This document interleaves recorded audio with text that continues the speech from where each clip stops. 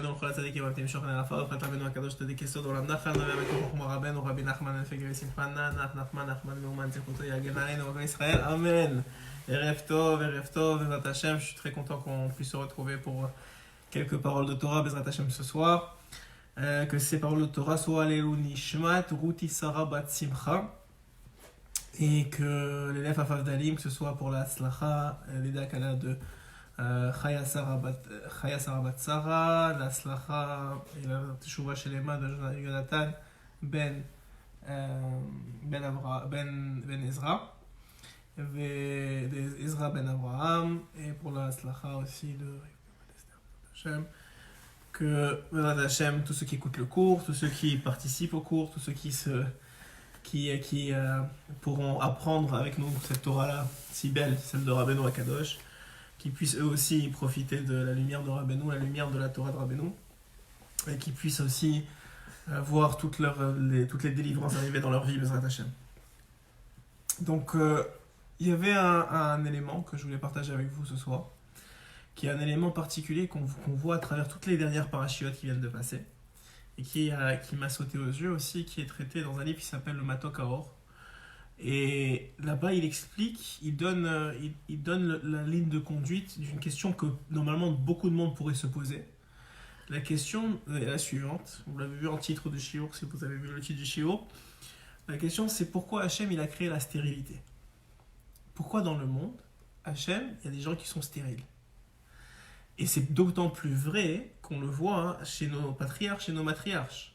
On voit que les 4 matriarches, on va le voir ce soir, les 4 matriarches, que ce soit Sarah, qui avant s'appelait Sarai, qui est devenue Sarah, qui avec Sarai ne pouvait pas enfanter, elle est devenue Sarah, elle a pu enfanter Yitzhak, avec la femme d'Yitzhak, Rivka, qui elle aussi, Rivka, elle n'était pas capable d'enfanter. Et on sait, on a vu dans les parachiotes qui viennent de passer, que Yitzhak et Rivka étaient en train de prier, que Hachem a répondu à Yitzhak, et qu'il a ouvert la matrice de Rivka. Et puis ensuite de ça, on voit dans la paracha qui vient juste de passer dans Toldot que finalement on a d'un côté Yaakov, celui qui va devenir notre père, et lui aussi ses 2 femmes sont stériles. Alors tout le monde sait que Rachel était stérile, mais beaucoup moins de gens savent que même Léa était stérile. Comment on sait que Léa était stérile? Parce que c'est écrit que elle a eu de la grâce aux yeux d'Hachem avec ses pleurs. Et que de là, il a ouvert son rechem, il a ouvert sa matrice, il a ouvert sa capacité d'enfanter. Donc on voit que Akadosh Baruch Hu, il a fait que les 4 Imaot, les 4 mères de tout le peuple d'Israël, ont toutes été stériles. Plus que ça, même dans les pères de Ham Israël, il y a eu de la stérilité. De qui on parle? On parle entre autres d'Avraham Avinu. C'est écrit, et je vais vous le lire. Pour ceux qui étudient Rashi, j'adore dire ça, mais c'est ce qu'il dit Rabbeinu dans Sirot Haran. Il dit que Rashi c'est le frère de la Torah. C'est-à-dire si tu étudies la Torah sans Rashi, tu comprends rien. Alors regardez dans un verset dans l'Ech Lecha, que je vous ai noté. À un moment, Sarai à l'époque, parce qu'elle va devenir Sarah plus tard, mais Sarai à l'époque, elle a comme mari Avram, ou plutôt Av qui est devenu Abraham, et elle lui a donné comme femme Agar parce qu'elle n'arrivait pas à avoir d'enfant de Abraham. Et lorsqu'il va avoir un enfant avec la première relation, Abraham avec Agar va avoir un enfant, Agar va commencer à mépriser. La Torah elle dit que Vatakel Gevirta Be'eneha, que sa maîtresse, donc Sarah, va devenir méprisable aux yeux de Agar, parce que comment toi, ça fait 10 ans que tu n'as pas eu d'enfant, et moi, la première relation que j'ai avec Abraham, j'ai un enfant. Ça veut dire que moi, je suis supérieur à toi, ça veut dire qu'Hachem, il m'aime plus, ça veut dire qu'Hachem, il me privilégie plus. Donc, elle s'est sentie orgueilleuse vis-à-vis d'elle, et elle a commencé à mépriser Sarai. Et Sarai est partie voir Abraham, et il dit, la Torah va tomer Sarai el Abraham, voici que Sarai est venue voir Abraham. Chamas ya'alecha anochi natati, mon injustice est sur toi, elle reproche à Abraham que maintenant c'est à cause de lui que ça s'est arrivé. Anochi natati, j'avais donné Shifrati bechekera, ma servante, je t'avais donné ma servante, va tereke arata, et voici qu'elle a conçu. Et regardez, sans Rashi, on ne peut rien comprendre à ce qui se passe. Regardez ce que Rashi dit. Pourquoi elle parle ici de Hamassi. Pourquoi il y a une injustice? C'est quoi la justice qu'il y a? Pourquoi il reproche à Abraham quelque chose? Il n'a rien fait, Abraham. Abraham, il a fait ce que sa femme lui a dit.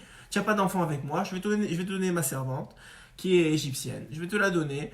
Et comme ça, tu auras un enfant. Peut-être ce sera comme mon enfant. Ça veut dire que ce sera une progéniture, ce sera un prolongement de moi. Bien sûr, on sait très bien que ce n'est pas ça qui est arrivé. Mais en tout cas, c'était a priori, si on lit la Torah sans Rashi, sans explication, c'est ça qu'on comprend. Regardez ce que dit Rashi.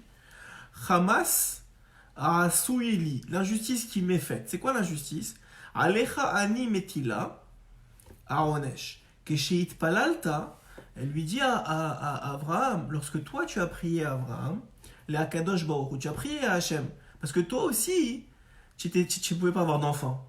C'est pas seulement moi qui ne pouvais pas avoir d'enfant, même toi tu ne pouvais pas avoir d'enfant.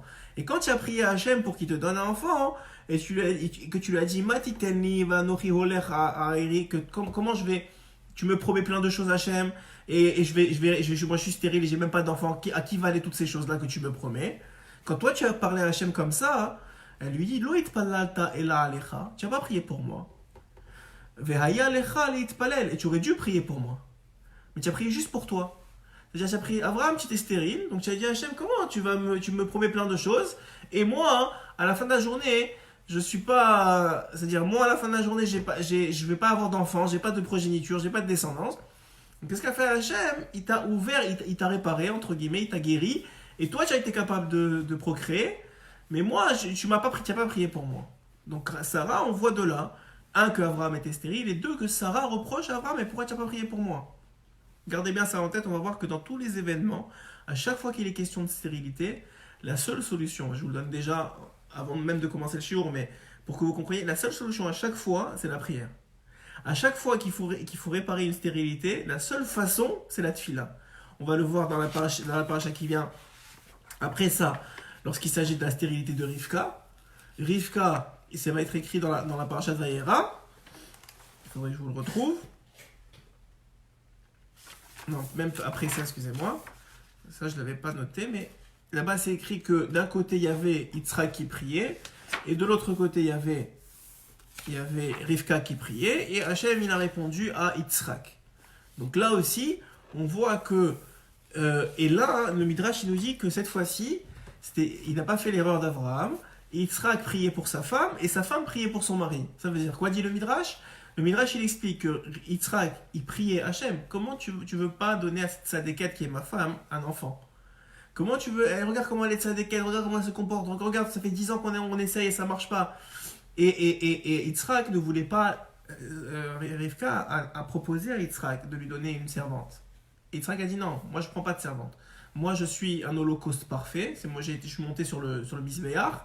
Et moi, je ne prendrai pas de servante. Je ne ferai pas comme mon père, je ne prendrai pas de servante. C'est pour ça que lorsqu'elle a eu, plus tard, lorsque enfin sa prière a été répondue, et qu'elle a eu finalement Esav et Yaakov, là-bas, la Torah nous dit qu'elle s'est, entre guillemets, plaint. Elle a dit, mais pourquoi ça m'arrive à moi?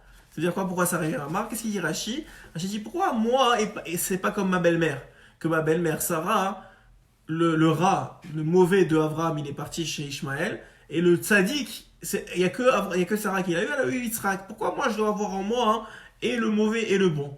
Je dois avoir en moi et celui qui est rachat, à tel point que Rivka, elle en a souffert toute sa vie, jusqu'à sa mort. Elle ne voulait pas dire à personne qu'elle annoncer sa mort pour pas qu'on vienne et qu'on crache sur sa tombe et qu'on dise voilà la mère de celui qui viole et qui tue tout le monde. Donc, à tel point, hein, elle a souffert de ça, elle a souffert d'avoir un enfant comme ça. Et on voit quoi? On voit simplement que déjà, hein, Rivka, elle a ce concept-là donc d'un côté, Yitzhak qui prie pour Rivka, et il dit Hachem, je t'en supplie, donne-lui un enfant. Elle mérite un enfant, c'est une tzadékette. Et d'un autre côté, qu'est-ce qu'elle dit dans sa prière, Rivka? Elle dit regarde, c'est le fils d'Abraham, il y a une descendance, je t'en supplie, donne-lui un enfant à lui. Et comme lui, il a dit moi je prends pas de servante, ce sera seulement avec toi. Donc la seule façon qu'il ait un enfant, hein, c'est avec Rivka. De là, le Midrash il nous apprend quelque chose d'incroyable. Quand il a prié pour Rivka, hein, finalement, parce que Rashi il dit pourquoi est-ce que Yitzhak il a été répondu en premier? On avait dit ça dans un autre shiur. Parce que Yitzhak il dit c'était un tzaddik fils de tzaddik, alors que Rivka c'était une tzadékette qui était fille d'un rachat.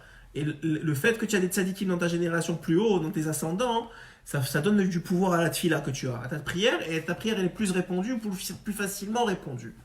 Alors que Rivka, elle non. Mais selon le Midrash, c'est pas ça la vraie raison. La vraie raison, au contraire, c'est parce que finalement, Rivka avait mérité plus que Yitzhak d'avoir des enfants. Et comme Yitzhak, c'est lui qui priait pour Rivka, donc c'est lui qui a été répondu en premier. En vérité, elle méritait par sa tzitkout. Parce que comment tu dis, ok, ses parents c'est des Rechaïm, mais au contraire, comme dit Rashi, c'est une louange pour Rivka. De dire, parce qu'à chaque fois, la Torah elle dit c'était la fille de Bethuel et c'était la sœur de Lavan, c'était la fille de Bethuel, il répète plusieurs fois. Rashi dit pourquoi la Torah elle répète plein de fois que Rivka c'est la fille de Bethuel. Il dit pour lui donner une louange, que malgré tout ça, c'était une sadéquette, malgré toutes ces Rechaïm qui étaient autour de elle, c'était une rose parmi les ronces. Donc cette gloire-là, ou ce bon côté-là qu'avait Rivka, qui était cette rose-là parmi les ronces, c'est ça qui a fait, selon le Midrash en tout cas, fait répondre la prière de Yitzhak. Mais encore une fois, on voit que ce soit à travers Sarah, ou que ce soit à travers Rivka, c'est toujours la tfila qui a réglé le problème. Et on voit plus tard la même chose. On voit finalement deux femmes, les deux femmes de Yaakov, Léa et Rachel, ou Rachel et Léa, comme vous voulez le voir, mais en tout cas, il s'est marié d'abord avec Léa, ensuite avec Rachel. Et Léa est stérile. Comment on le sait? Parce que la Torah nous dit, le verset nous dit que Hachem a répondu à ses pleurs, il lui a ouvert le Rechem pour qu'il lui ouvre la matrice et bien qu'elle était fermée. Donc il lui a ouvert le Rechem de l'homme. Donc là, on apprend que Léa était stérile. Et Rachel, on sait tous qu'elle était stérile jusqu'à la naissance de Yosef. Elle a mis beaucoup de temps, elle n'arrivait pas à avoir d'enfant. Et elle aussi, elle était stérile. Et aussi, à travers les pleurs et la prière, on voit que ça a fonctionné. Mais on voit que qui a été répondu en premier? Léa. Pourquoi Léa a été répondue en premier? Parce qu'elle a pleuré beaucoup plus tôt que Rachel. Léa, quand est-ce qu'elle a commencé à pleurer? Bien avant de se marier. Parce que tout le temps, elle entendait que l'aîné va aller avec l'aîné et la cadette avec la cadette. Et elle, qu'est-ce qu'elle a compris? Elle a compris qu'elle, elle est l'aînée. Donc à qui elle va se marier? Avec le rachat, avec le violeur et le tueur, avec Esav. Donc elle, qu'est-ce qu'elle a fait toute sa vie? Elle a fait que pleurer, pleurer, pleurer. Je t'en supplie Hachem, ne me donne pas ce zivougla. Je t'en supplie, ne me donne pas ce zivougla. Je t'en supplie, ne me donne pas ce zivougla. Elle répétait ça, elle répétait ça, elle répétait ça. Et elle pleurait devant Hachem. Et tous les jours elle pleurait. Jusqu'à que la Torah, elle dit de Léa qu'elle avait les yeux globuleux. Parce que justement, elle n'arrêtait pas de pleurer. Elle a pleuré des années. Parce qu'elle ne voulait pas avoir ce zivougla. Et donc, qu'est-ce qui se passe? Léa, elle a pleuré. Donc, c'est sûr que vu ça fait déjà plusieurs années qu'elle pleure, c'est la première qui est répondue. Ensuite, Rachel, elle ne sait pas tout de suite qu'elle est stérile. Mais une fois, deux fois, trois fois, elle voit que sa sœur, elle a des enfants, que la servante, elle donne sa servante, elle a des enfants aussi. Donc, elle voit que tout le monde a des enfants, elle n'a pas d'enfants. Donc, elle commence à pleurer, elle commence à prier, elle commence à pleurer. Et à ce moment-là, qu'est-ce qui se passe? Il y a une confrontation, on voit dans la Torah, entre Rachel et Yaakov. Et Rachel, elle reproche aussi, comme Sarah un peu avec Abraham, elle dit pourquoi tu pries pas pour moi? Rachel dit à Yaakov dans la Torah, mais pourquoi tu pries pas pour moi? Et Yaakov il dit, mais c'est toi qui es stérile. Ça veut dire c'est toi qui dois prier. Moi j'ai déjà des enfants, il lui dit. Alors ça a l'air très dur et on a l'impression dans la Torah que même Yaakov va être un peu puni à cause de cette parole-là. Il a été très dur avec sa femme en lui disant, mais c'est toi qui es stérile. Mais qu'est-ce que ça veut dire? Même si c'est elle qui est stérile, tu peux prier pour elle. En tout cas, ce qu'il voulait dire, en tout cas, ce qu'on comprend des Chachamim, mais Rabbeinu il le rapporte aussi à un moment, c'est que ce qu'il voulait lui dire, c'est qu'il n'y a pas plus grand que ta tfila. Puisque c'est toi qui es stérile, même si moi je prie pour toi, la douleur de la stérilité, elle ne m'atteint pas autant que toi. Yitzhak et Rivka, hein, puisque c'était. Yitzhak, il a dit à Rivka, il n'y a que toi, c'est ma seule femme et je n'en aurai pas d'autre. Donc sa stérilité, même si lui il n'était pas stérile, vu que sa femme était stérile, c'est comme si lui il était stérile. Ouais. Donc en vérité, quand il priait, c'était la même stérilité. Donc il pouvait prier au même niveau de. Ils n'avaient pas d'autres enfants. Ouais.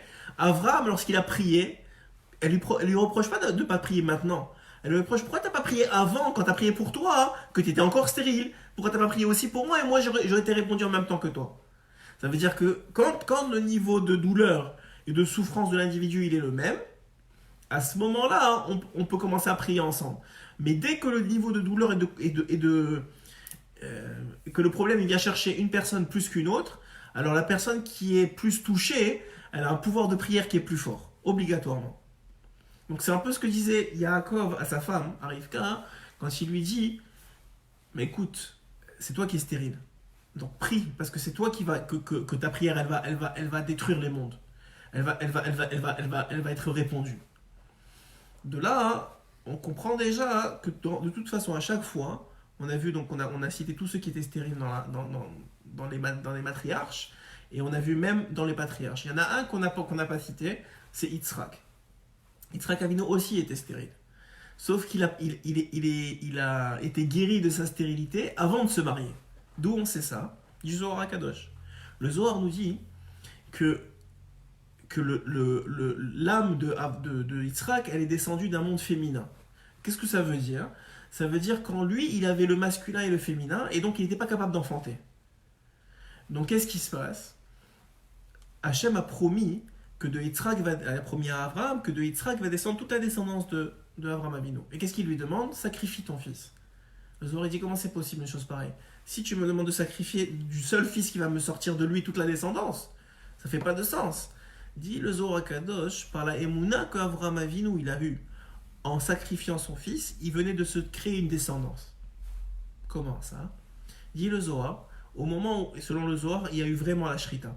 C'est-à-dire, il y a eu vraiment Yitzhak est vraiment mort sur le bûcher, on va dire, sur l'Holocauste, en tant qu'Holocauste. Et son âme est montée, et son âme, elle s'est séparée en deux. Elle s'est séparée en deux en haut. La partie masculine est redescendue. Il y a eu un miracle et la partie masculine est redescendue dans Yitzhak. Et Yitzhak, il était complètement masculin à ce moment-là. Et la partie féminine, elle a donné naissance juste au même moment à une fille, quelques kilomètres plus loin, qui s'appelait Rivka. Donc en vérité, c'est la Hakeda qui a, je ne sais pas si ça se dit dérstérilisé, mais qui a guéri de la stérilité Yitzhak.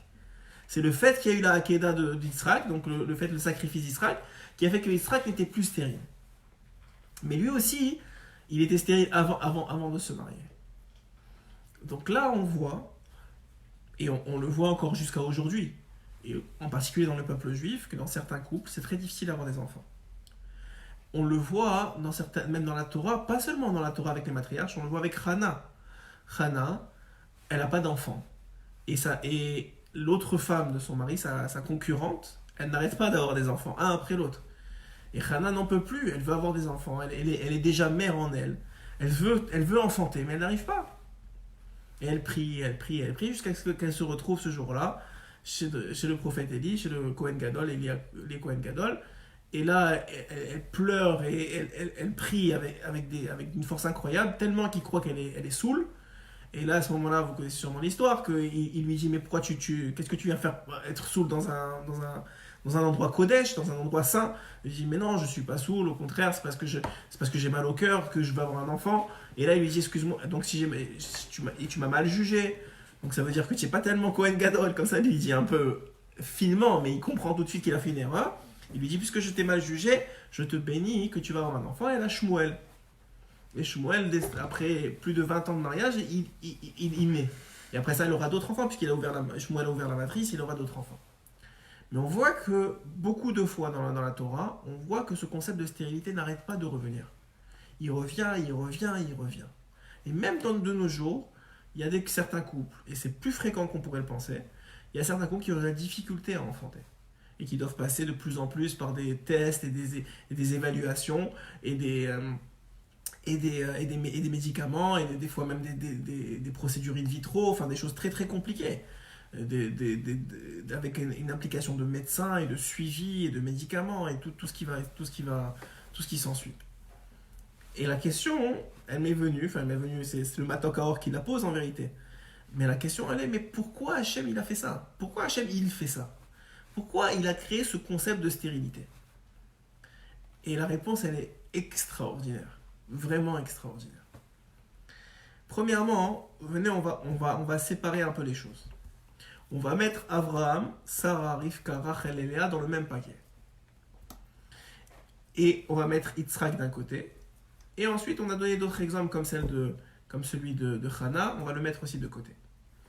Abraham, Sarah, Rivka, Rachel et Léa, ils avaient tous un point en commun. Le point en commun, c'est que la génération qui les précède, c'est des Rechaim. Le père d'Abraham, c'est Terach. Le père de Sarah, c'est quelqu'un qui est pas tzaddik. On sait très bien que le père de Rivka, c'est Bethuel, c'est aussi un rachat. On sait très bien que le père de Rachel et Léa, c'est Lavan, c'est aussi un rachat. Tous, c'est des Réchaïm. Nous apprennent les Chachamim la chose suivante. Nous, on s'appelle quoi? On s'appelle les enfants d'Abraham, Yitzhak et Yaakov. On aurait très bien pu dire on est aussi les enfants de Terach, et aussi les enfants de Lavan, et aussi les enfants de Bethuel. Puisque finalement, nos mères, c'est leurs parents. Donc pourquoi on s'est arrêté là? On est les enfants d'Abraham, Yitzhak et Yaakov, Sarah, Rivka, Rachel et Léa. On est aussi les enfants de Terach et de Bethuel et de Lavan. Oui ou non? La réponse est non.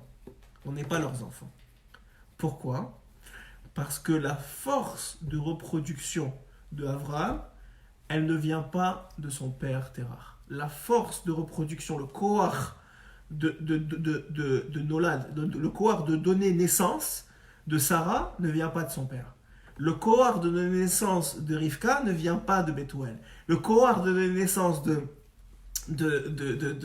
Léa et de Rachel ne vient pas de Lavan. Il y a eu, si c'était de Lavan ou de Bethuel ou de Terach ou de Nahor, ça serait arrêté là. Il n'y aurait pas eu de descendance. Pourquoi? Parce qu'effectivement, Abraham était stérile, Sarah était stérile, Léa était stérile, Rivka était stérile, Rachel était stérile, tout le monde était stérile. Le koach de la reproduction, la force de reproduction, elle vient seulement de la tfila. C'est un miracle. Elle vient de la tfila des Avot et des Imaot.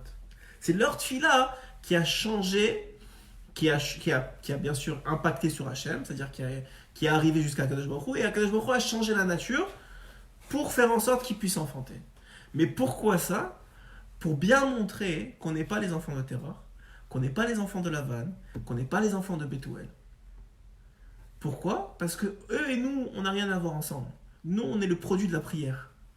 Nous, on est le produit d'une réalité spirituelle qui a été changée au moment où Abraham devient Abraham, au moment où Sarah, au moment où Sarah devient Sarah, au moment où il y a ce changement dans la nature, Sarah n'avait même pas de matrice. C'est-à-dire, c'est même pas une question d'ouvrir sa matrice, il n'y en avait même pas. Ça veut dire qu'il n'y a même pas une possibilité. Et ça montre quoi? Ça montre que effectivement la stérilité, elle vient pour faire une cassure avec ce qui précède. Quand Hachem il met quelqu'un de stérile, c'est parce qu'il veut que les enfants maintenant qui vont sortir de ce couple soient en rupture avec les mauvaises midotes, les mauvais traits de caractère ou les mauvais aspects de ceux qui viennent avant ce couple-là. Et donc là, en fait, pourquoi je vous ai fait une séparation avec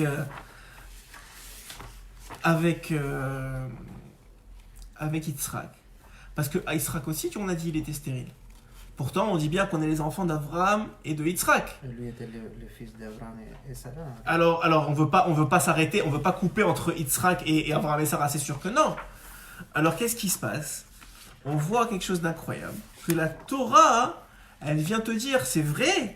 Regardez comment c'est beau. Maintenant, vous allez comprendre un verset de la Torah que peut-être vous n'avez jamais compris comme ça jusqu'à maintenant.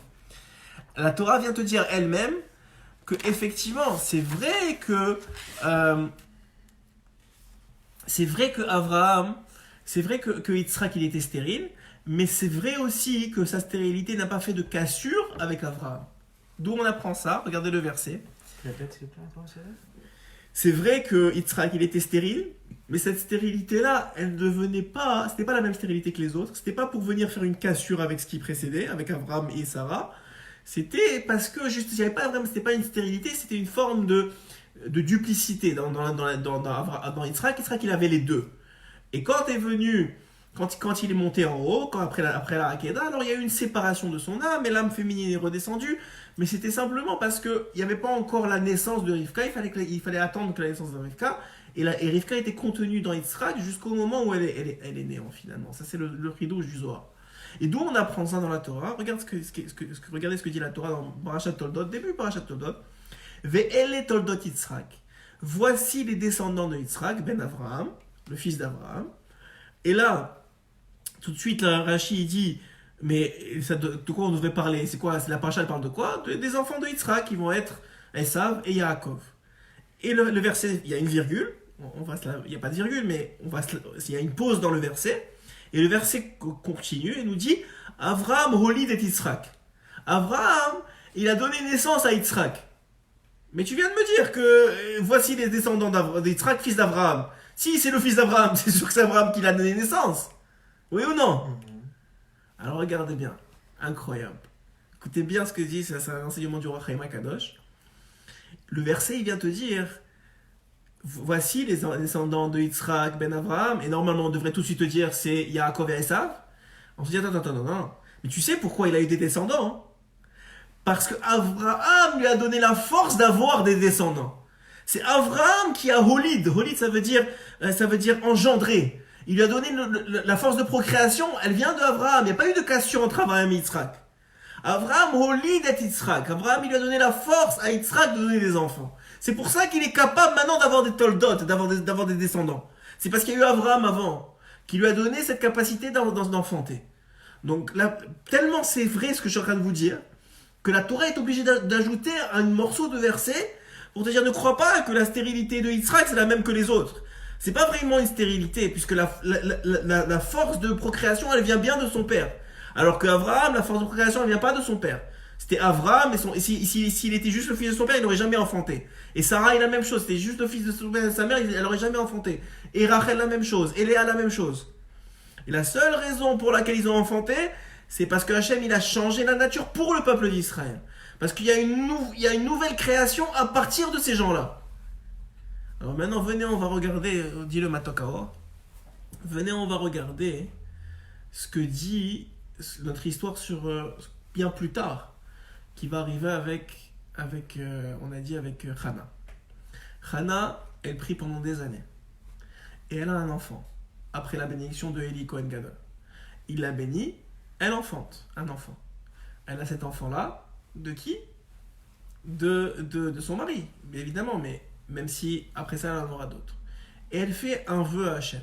Elle lui dit, moi je ne le veux pas pour moi cet enfant-là. Moi, tu me donnes un enfant, malgré que je veux être mère, je le sèvre à 3 ans et je le rends au Beth Amikdash, il va étudier la Torah, il va te servir, il va devenir juge, il va devenir un grand dans la Torah, il va te servir à toi. Je te donne un enfant, moi je le porte, mais c'est pour toi Hachem. Et effectivement, à l'âge de 3 ans, elle a fini de le sevrer, où elle le ramène où?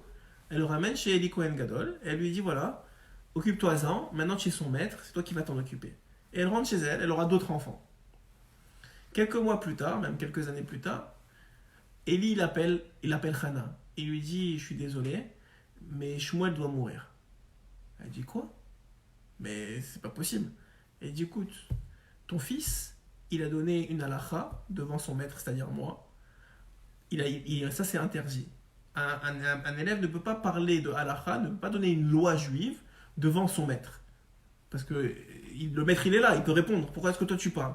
Ça s'appelle la subordination, on peut appeler ça comme ça, un peu si tu peux penser un peu à l'armée, mais Kaviachol, c'est très très différent.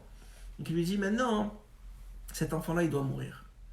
Maintenant il y a une question qui se pose, c'est que, ok d'accord il a fait une erreur, mais toi tu es son maître, tu peux être mochel sur ton kavod, tu peux pardonner et dire bon c'est pas grave, moi j'accepte qu'il a parlé devant moi, c'est une erreur de jeunesse, il va grandir et moi je suis mochel. Comme un père, il peut être mochel sur le kavod. Par exemple, il y a une loi dans le Shulchan Aruch que les enfants ils doivent se lever donc lorsque le père il rentre dans la pièce. Tous les enfants ils doivent se lever. Maintenant, si le père il dit je veux pas que vous vous leviez, restez assis, ne vous inquiétez pas pour moi. Alors à ce moment-là, il est mochel sur son kavod. Il pardonne sur son kavod et il accepte qu'on ne le respecte pas comme la loi devrait le dire. Et effectivement, même Eli Cohen Gadol, bon là il y a une petite tendance parce que avec le Rav c'est plus compliqué parce qu'il y a le kavod de la Torah qui ne lui appartient pas vraiment, mais on va pas rentrer dans tout ça. En tout cas, il aurait pu être moral sur son kavod, ce qu'il a fait à la fin. Mais quand est-ce qu'il l'a fait? Il l'a fait quand Hana lui a dit mais moi il n'est pas question de perdre cet enfant-là. Mais qu'est-ce qu'il lui répond Eli? Il lui dit mais je vais prier pour lui, je vais prier pour toi et tu auras un autre enfant. Elle dit non, moi je veux pas un autre enfant. J'ai prié 20 ans pour lui, c'est pour lui que je veux, c'est lui que je veux. Je veux pas d'un autre enfant. maintenant, le Matokao, il répond, enfin, il ouvre une porte incroyable. Il dit comme ça. Il dit que la raison pour laquelle Elia Cohen, il voulait pas être mochel sur son kavod, c'est parce qu'il a vu que cet enfant-là, Shmuel, il avait des ascendants. Il avait des grands-parents, des arrière-grands-parents.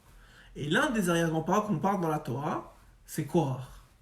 Korach, la raison pour laquelle il s'est levé, il a eu la force de se lever contre Moshe et Aaron, c'est parce qu'il a vu dans sa descendance Shmuel, par Ruach HaKodesh. Il a dit, si Shmuel, qui est Keneged, il était aussi fort, aussi grand que Moshe et Aaron réunis, s'il vient de moi, c'est que j'ai raison. Donc je peux me lever maintenant et taper sur la table et prendre le pouvoir. C'est le fait qu'il a vu par Ruach HaKodesh, Hashem, il lui a fait voir, il a trompé un petit peu en faisant ça, mais en tout cas, il a fait glisser dans sa propre convoitise, dans sa propre mauvaise midote, il l'a fait glisser, il a vu Shmuel comme descendant, il a dit donc ça veut dire que j'ai raison. Et il s'est levé, il a fait la marloquette avec Moshe et Aaron. Lui, ce qu'il n'avait pas vu, c'est que lui, il allait tomber au Gehinam et que ses enfants, ils allaient faire tchouva à la dernière seconde et que eux, ils allaient donner naissance à Shmuel. Mais il n'a pas vu ça, il a vu juste lui que dans sa descendance, il y avait Shmuel. Donc qu'est-ce qu'il a vu, Élie ? Il a vu que cet enfant-là, il est très jeune, et déjà, il a un peu du comportement de son arrière-grand-père Korach. En parlant devant son maître, ça veut dire que peut-être il va devenir comme Korach, que lui, il s'est rebellé contre Moshe. Donc c'est mieux qu'il meure tout de suite. Et je ne serai pas mochel, et je ne pardonnerai pas sur mon kavod, dit Élie. Qu'est-ce qu'elle lui dit ? Qu'est-ce qu'elle lui répond ? Regardez comment l'explication est extrêmement belle. C'est vraiment incroyable. Pour tous ceux qui ont un peu étudié jusqu'à maintenant, c'est une nouvelle vision de cet épisode de la Torah. Qu'est-ce qu'elle lui répond, Hana ? Elle lui dit non, je ne veux pas d'un autre enfant. Cet enfant-là, c'est pas le pouvoir, c'est pas la force de procréation de Korach qui l'a fait naître. Cet enfant-là, c'est pas un descendant de Korach. Parce que moi, j'étais stérile. Donc cet enfant-là, il descend pas de Korach. C'est ma prière qui l'a fait naître. Donc puisque c'est ma prière qui l'a fait naître, j'en veux pas d'un autre. Ne le tue pas. C'est pas un enfant de Korach. Alors là, quand il entend ça, il dit ok, d'accord, je suis mochel sur mon kavod. Baruch Hashem, il est resté vivant, il est devenu l'un des plus grands juges que tout Israël ait connu. Il a été un prophète extraordinaire, Shmuel. C'est lui qui a oint David Améler. Il est devenu quelqu'un d'extraordinaire dans le Tanakh. Et c'est lui qui a oint d'abord Shaoul, et ensuite qui a enlevé la royauté à Shaoul, qui l'a donné à David. En tout cas, c'était un représentant d'Hachem dans le monde. Mais tout ça pour dire quoi ? Que l'argument, c'est pas seulement c'est pour lui j'ai prié, et pour l'autre j'ai pas prié, donc je veux lui. Ça, c'est un argument. À Pipchat, ça marche. Mais l'argument, il est incroyable. C'est la force de ma prière qui l'a fait naître. C'est pas la force de mes ascendants, dont Korach fait partie. C'est pas ça qui l'a fait naître. C'est la force de ma prière qui l'a fait naître. Et on voit souvent, d'ailleurs peut-être plus dans nos générations à nous, qu'on voit beaucoup de ces cas-là où il y a beaucoup de couples qui ont besoin de faire intervenir la médecine et bien sûr les brachot et la prière, bien sûr. C'est ça la vraie Yeshua. La médecine, c'est pour cacher le miracle. C'est comme la parnassa avec l'argent. C'est comme le travail avec l'argent, c'est-à-dire c'est pour cacher le miracle. Mais la vraie Yeshua, elle vient de la prière, des tzadikim, du fait que de l'intervention des tzadikim pour nous, etc. C'est ça la vraie Yeshua dans ce genre de situation-là. Mais en tout cas, on voit, et moi je le vois de plus en plus autour de moi, avec des questions qui me sont posées, etc., que les gens, il y a beaucoup de couples qui sont affectés par ce problème-là de stérilité. Et c'est très très très difficile. Parce qu'ils ne voyaient pas de solution. Quand tu n'as pas d'enfant, tu stresses. Quand est-ce que je vais en avoir un ? Est-ce que je vais arriver ? Est-ce qu'un jour j'aurai un enfant ? Et tu vois que des fois, ces gens-là, ils vont voir un médecin, 2 médecins, 3 médecins. Ils essayent 1 fois, 2 fois, 3 fois des fécondations in vitro, des complications. Et ça ne marche pas, ça ne fonctionne pas. Jusqu'à qu'enfin ça fonctionne. Mais pendant tout le processus, c'est un processus qui est très très dur. Alors je crois qu'ici, Hachem, la Torah, elle nous est en train de nous donner un moussard incroyable et de l'espoir surtout. Elle est en train de donner de l'espoir. Un espoir incroyable. C'est quoi l'espoir qu'elle est en train de nous donner ? C'est que Béhémet, Hachem, il fait pas la loterie. Genre, il a essayé. Bon, lui, il va être stérile. C'est pas comme ça que ça marche. Elle, c'est pas. J'ai décidé qu'elle est stérile pas pour aucune raison. Des fois, les gens ils pensent que c'est parce que eux, ils sont pas suffisamment kadosh à faire tchouva. C'est vrai aussi. C'est que Hachem, il donne à la personne la chance de commencer à faire Tarat Mishpacha, de se remettre en question, de commencer à faire Shabbat, de commencer à manger kasher. Pourquoi? Parce qu'il veut lui envoyer une Neshama Kedosha. Il veut lui envoyer une Neshama qui est pure. C'est pour ça aussi que Hana elle a dit j'ai prié 20 ans pour lui. C'est-à-dire cet enfant-là, il est le produit de ma tchouva, il est le produit de mes efforts, il est le produit de mes pleurs, il est le produit de... Donc maintenant, moi je ne l'ai pas eu comme ça. J'ai pas eu un enfant stam comme ça, j'ai eu un enfant qui est le produit de ce que j'ai. Et Hachem, il veut ça, il veut envoyer à ce couple-là une Neshama tellement élevée que maintenant il faut des efforts, il faut une chouva, il faut faire un tarat mishpacha, tout ça c'est vrai. Et bien sûr que ça passe par là. Et ça passe par la tfila, et ça passe par les pleurs, et ça passe par les chez les tzadiki, mais prier, tout ça. Mais il y a un élément supplémentaire qu'on ajoute ce soir, c'est que aussi, comme Hachem il veut que cet enfant-là il soit tellement d'une pureté supérieure à la normale, il veut aussi casser avec les mauvaises vidotes des générations précédentes. Et il veut que le koach, la force de fécondité de la mère et du père, ça dépend, des fois c'est le père qui est stérile, des fois c'est la mère qui est stérile, des fois c'est les deux, mais on va dire que cette force de fécondité, elle ne soit pas le produit des générations précédentes, mais qu'elle soit le produit du miracle de Dieu qui suit la prière. Et ça donne de la force à Hachem de faire descendre des neshamot extraordinaires dans le monde. Et après ça, on remarque très souvent que quand une fois que cette neshama est descendue, après ça, c'est très facile pour la femme d'enfanter. C'est bizarre, mais une fois qu'elle en a un, on dirait que ça y est, c'est parti pour 10. Mais ce premier-là, cette neshama-là qu'il fallait faire descendre, il fallait des pleurs et une chouva extraordinaire et se remettre en question et commencer à faire Shabbat, commencer à aller au mikvé et commencer à prier et commencer à aller chez tous les tzadikim et demander des brachot à tout le monde et commencer à pleurer. Tout ça pour créer ce kéli, ce réceptacle de force de fécondité. Parce que la stérilité, c'est quoi? C'est qu'on a perdu la force de fécondité de ses parents et de ses arrière-grands-parents et de tous ceux qui viennent avant nous. C'est ça la stérilité. La stérilité, c'est qu'il y a une force de reproduction qui nous a été coupée, qu'on n'a pas reçue des générations précédentes. Pour une raison qui peut être celle des arrière-grands-parents, arrière-grand-mère, quelqu'un qui n'était pas bien dans l'histoire. On ne sait pas qui. Korach, c'était bien avant Hana. C'était pas le père, ni le grand-père, ni l'arrière-grand-père. On parle du temps de Moshe Rabbeinu. C'est au moins 200-300 ans avant. Donc on ne sait pas qui. On ne va pas dire maintenant c'est à cause de toi, c'est à cause de toi. On ne dit pas ça. Mais il faut comprendre qu'en vérité, la stérilité, elle vient parce que Hachem, il veut donner. Et il veut donner une neshama très, très, très, très spéciale. Mais cette neshama-là, elle ne doit pas naître d'une force qui est naturelle. Elle doit naître d'une force qui est supranaturelle, qui est au-dessus de la nature. Cette force-là, elle s'appelle la tchouva. Cette force-là, elle s'appelle la Torah. Cette force-là, elle s'appelle la tfila. Cette force-là, et c'est pour ça qu'à chaque fois dans la Torah, on voit une histoire de stérilité, tout de suite, pourquoi tu n'as pas prié pour moi? Pourquoi tu as prié? Et prie pour moi, je t'en supplie. Et Rachel, elle demande à Yaakov, prie. Et Sarah, elle reproche à Abraham, pourquoi tu n'as pas prié? Yitzhak et Rivka, ils sont en train de prier chacun de leur côté. À chaque fois, on voit que, parce qu'eux, ils étaient déjà des tzadikim, donc qu'est-ce qu'ils vont faire tchouva sur quoi? Il n'y a rien à faire tchouva. Nous, bien sûr qu'on doit faire tchouva et sur le Shabbat, et sur la cache-route, et sur le mikvé. Le mikvé, c'est la première chose. Un couple qui est stérile et qui ne fait pas le mikvé, qui sache que c'est la première chose à metaken, c'est la tarat mishpacha. Hachem, s'il veut envoyer un enfant, il ne veut pas envoyer un enfant d'une grande neshama qui soit ben nida. Ce qu'on appelle Ben Nida, c'est un enfant de Nida. Un enfant de Nida, c'est un enfant d'une femme qui n'a pas été au mikvé. Un enfant d'une femme qui n'a pas été au mikvé, il a déjà en lui des mauvaises midotes. Ça fait partie de sa construction spirituelle. Parce qu'il a été conçu au moment où ils sont en état de Nida. Donc c'est entre guillemets une faute, parce que le mari ne devrait pas être avec sa femme, parce qu'elle n'est pas allée au mikvé. Donc finalement, il y a ce qu'on appelle un Ben Nida. C'est d'ailleurs la raison pour laquelle dit le Zohar HaKadosh qu'Avraham Avinu, il fallait qu'il sorte Ishmaël. Pourquoi est-ce qu'Avraham Avinu, il ne pouvait pas juste sortir Yitzhak? Parce que c'est un Ben Nida. Avraham Avinu, c'est un Ben Nida. Donc lui aussi, il a du rat en lui, il a du mauvais en lui. Avraham Avinu, c'est le chesed. Le chesed, c'est la bonté. Mais dans toute chose, le trop, c'est pas bien non plus. Il avait trop de bonté. Qu'est-ce qui s'est passé? Sarah, elle a compris. Au bout d'un moment, elle a compris. Elle a dit, moi, je suis stérile. Mais la réalité, c'est que je ne suis pas stérile à cause de moi, je suis stérile à cause de toi. Et c'est pour ça qu'elle lui reproche. C'est à cause de toi que je suis stérile, Abraham. Pourquoi? Parce que Abraham, toi, tu as quelque chose de pas bien en toi. Et Hachem, il ne veut pas le faire passer par moi. Donc, je vais te donner ma servante. et tu vas faire passer le pas bien, et tu vas voir qu'après ça, moi, je vais plus être stérile. Et c'est exactement ce qui s'est passé. Elle a donné sa servante, il a eu Ishmaël, il a sorti le mauvais chesed chez Ishmaël, et maintenant, tout de suite après, il y a l'annonce il y a les anges qui viennent, la Brit Mila, les anges qui viennent, et le fait de donner naissance à Yitzhak.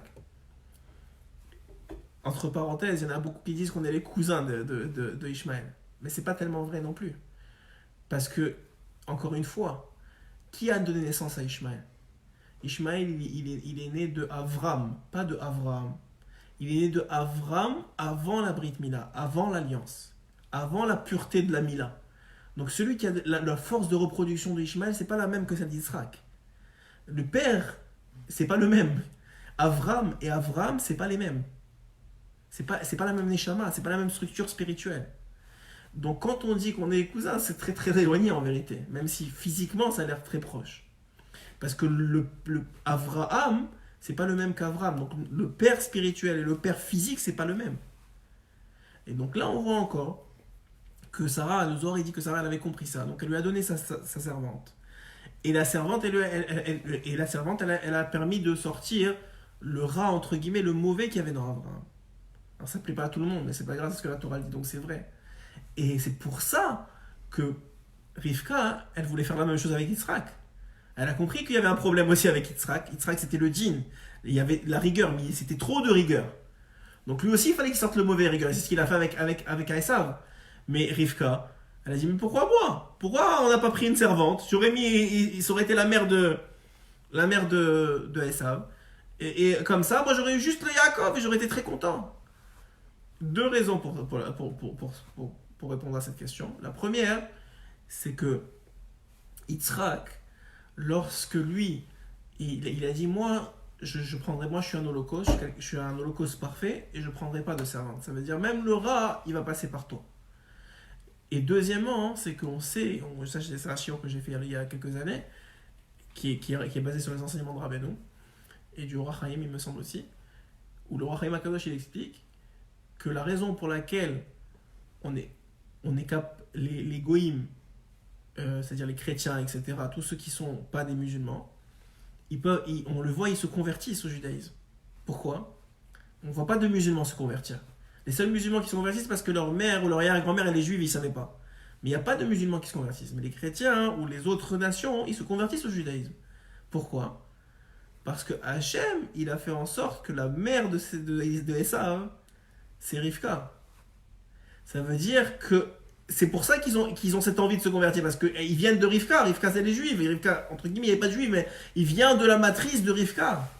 Il vient de cette union-là, il ne vient pas d'une servante. Donc maintenant, il veut revenir. Il y a des étincelles de sainteté chez Esav qu'il faut récupérer. Et c'est pour ça que Rabbi Meir Balanes, il descend d'un converti. C'est pour ça que Rabbi Akiva, il descend d'un converti. C'est pour ça que on voit que plein de tzadikim, ils viennent de convertis de Esav, qui viennent récupérer, qui rentrent dans le peuple d'Israël. Parce que justement, la mère, c'était Rivka. Et c'est pour ça que quand Rivka, elle pose la question, regardez encore Rashi, comment c'est extraordinaire les réponses de Rashi. Quand Rivka pose la question, elle dit, Lamali, pourquoi moi? Ouais. Elle va voir Shem, la paracha, elle va voir Shem. Voilà, donc là, il prie, donc qui a Karari, elle était stérile, et donc les deux, ils prient, et Hachem, il répond à Yitzhak. Et voici, Vaïtrotsetsu habanim bekirba, et voici que les enfants se disputaient en elle. Donc les deux, il y avait Yaakov et Esav. Selon une opinion, il y avait même David Améler dedans, ils étaient trois. Mais elle a eu une fausse couche pour David. Et il est resté seulement. Et David, c'était le vrai jumeau de Esav. Parce que Yaakov, c'était deux œufs, c'était deux jumeaux séparés. Mais David, c'était le vrai jumeau de Esav. Et c'est pour ça qu'elle ne comprenait pas, nous dit cette explication-là. Quand elle a perdu cet enfant-là, elle ne comprenait pas. Je viens de perdre un enfant. Et pourquoi il est encore en train de se battre dans mon ventre? Ça veut dire qu'il est fou, l'enfant que j'ai. Et après, ça lui dit non. Et donc, elle va voir qui? Elle va voir Shem, qui était le rabbin, le Gadol Hador, qui parlait au nom d'Akadosh Baruch Hu. Et c'est écrit Shene Goyim Bebitner, tu as deux peuples dans ton ventre. Regardez Rashi. Sans Rashi, tu ne peux rien comprendre. Regardez ce qu'il dit Rashi. Il ne faut pas lire Goyim pas des goïm, des peuples.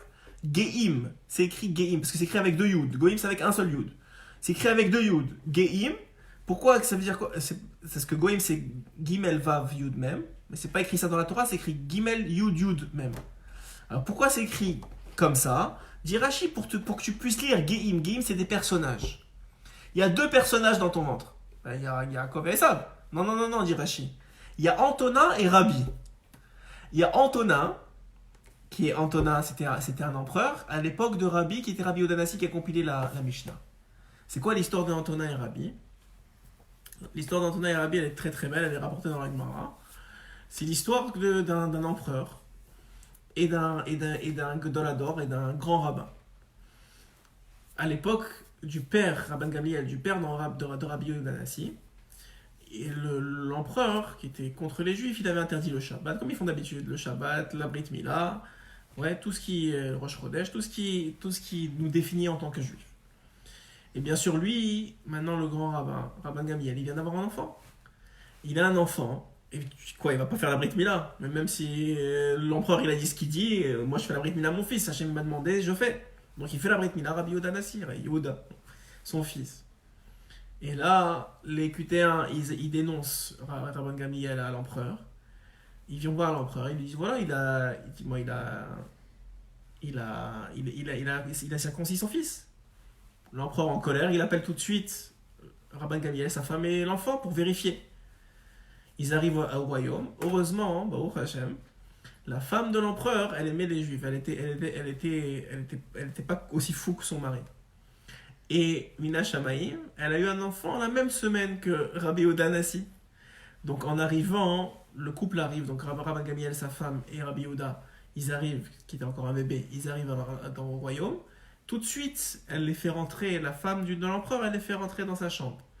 Et elle explique la situation à la mère de Rabbi Yehuda. Elle lui dit, voilà, je viens d'avoir un enfant, prends mon enfant et montre-le à l'empereur, comme quoi il n'est pas circoncis. Et moi, pendant ce temps-là, je m'occupe du tien, et quand tu ressors, on les échange. Et c'est ce qu'elle a fait.